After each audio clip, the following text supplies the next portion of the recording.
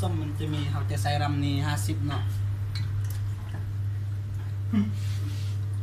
รำ50แล้วก็ต่อไปนี่จะเป็นกาลิยาโน่เนาะกาลิยาโน่นี่เขาจะใส่25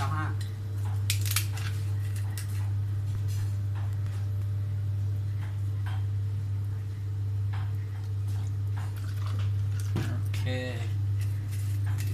หลังจากนั้นจะมีน้ำเสื่อมนี้ใส่15ก็ได้25ก็ได้ตามแต่คนมักรสชาติเนาะต่อไปจะมีน้ำมะนาวแล้วก็สิ่งที่คาดบ่ได้คือน้ำมันนัดเนี่ยเนาะน้ำมันนัดนี้เราจะใส่ประมาณ75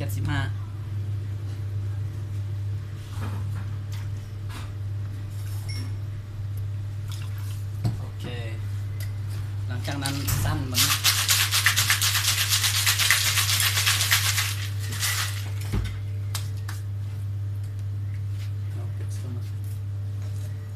ปลานี่สุกมาติดเขามีการซิมรสชาติเนาะโอเค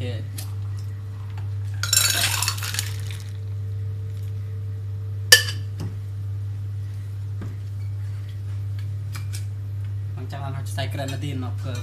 พิ่มสีให้มันสวยสดงดงามเนาะ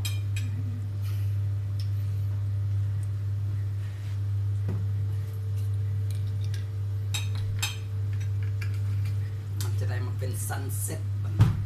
ซองสีเดียวตัวแทงงามส่วนตกแต่งเขาจะบ่มีหยังไรมีแต่ปัดมะนาวนี่เนาะแล้วก็จองใส่หั่น